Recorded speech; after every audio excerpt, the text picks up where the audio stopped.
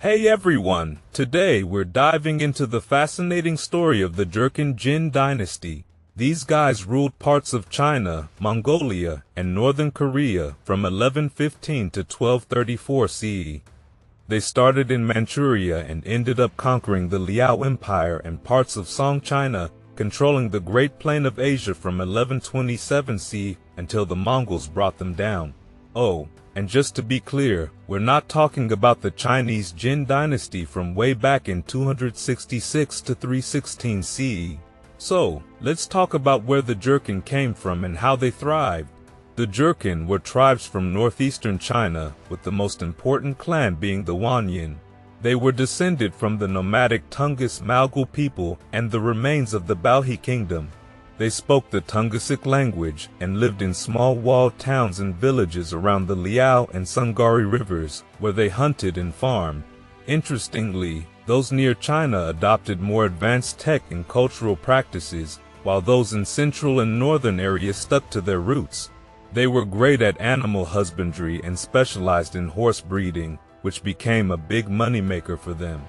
By the mid-11th century, they were exporting around 10,000 horses a year to the Khitan Liao state. However, they had to pay an annoying annual tribute to the Liao state, usually in the form of furs, falcons, and pearls. Relations with the Song Dynasty of China were a bit better since the Chinese gave them annual gifts of tea, silver, and silk to avoid border attacks. Despite the complicated relations and frequent wars between the Jurchen, Liao, and Song, trade still happened.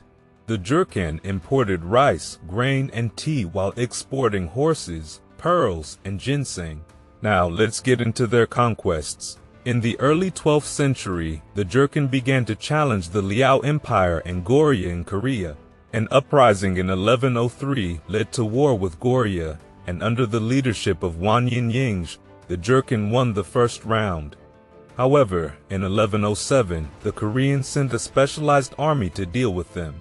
Despite some initial victories and fortifications by Goryeo, the Jurchen's superior horsemanship, archery skills, and mobility led to a decisive victory in 1109.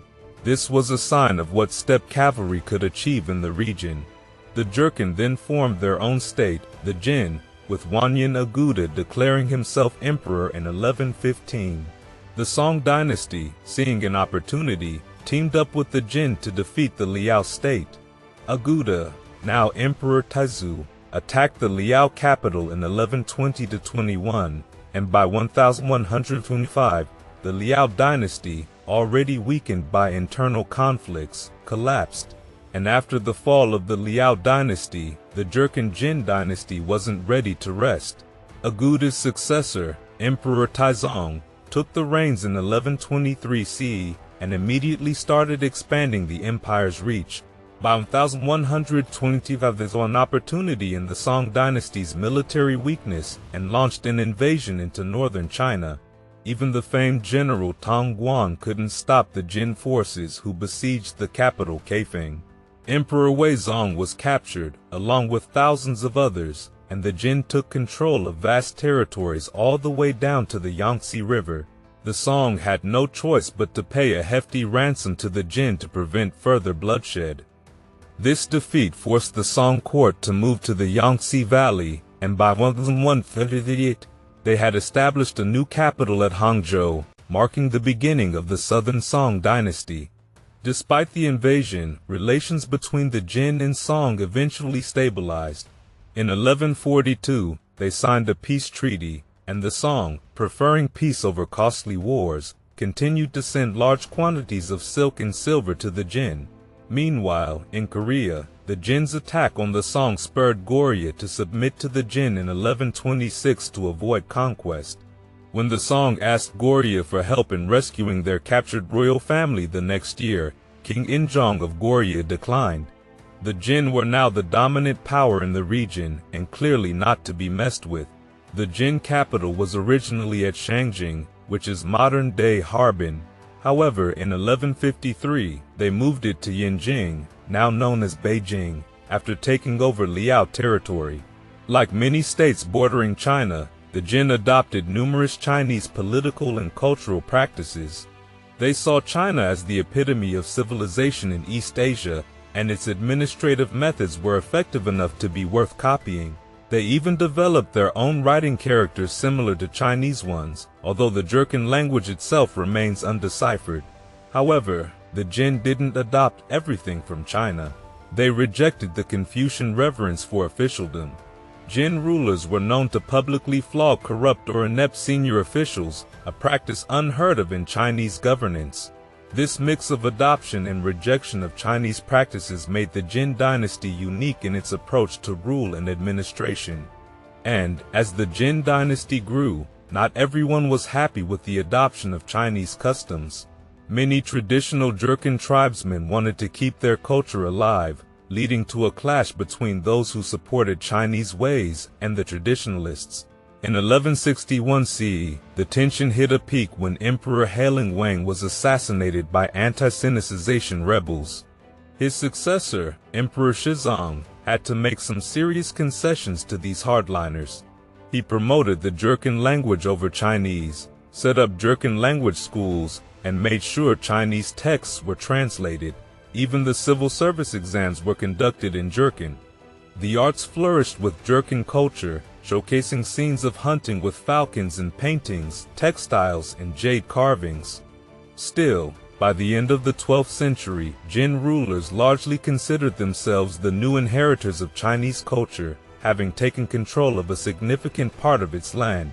However, the stability of the Jin dynasty didn't last long. The Mongol tribes, unified under Genghis Khan, began relentless attacks in the early 13th century. Starting in 1205 and intensifying in 1211, the Mongols invaded Jin territory with two massive armies. Despite the Jin fielding an impressive force of 300,000 infantry and 150,000 cavalry, the Mongol tactics proved devastating. Genghis Khan's strategy was brutal yet effective. He would savagely sack a city, retreat, and let the Jin retake it, only to attack again, creating chaos and instability. This tactic was often repeated, wreaking havoc on the Jin. The Jin weren't just battling external threats. They faced severe internal issues too, including widespread corruption that drained their coffers and natural disasters like floods. In 1213 CE, the Emperor Fidi was assassinated by a Jin general, who then had his own candidate assassinated just 2 months later. The constant infighting weakened the dynasty further. By this point, the Jin rulers were forced to retreat south and pay tribute to the Great Khan, which they likely saw as a necessary evil given the alternative.